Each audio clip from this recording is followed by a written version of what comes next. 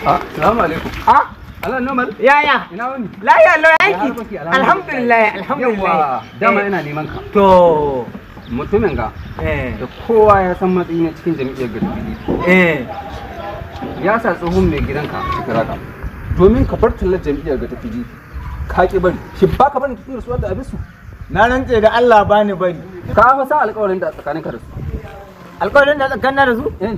Alƙawarin mota mallan wata 14 ba a bani ba. Ina da kai yin mugunyan hauka. Akan mota an bani barin mai girma janar Aminu Bande.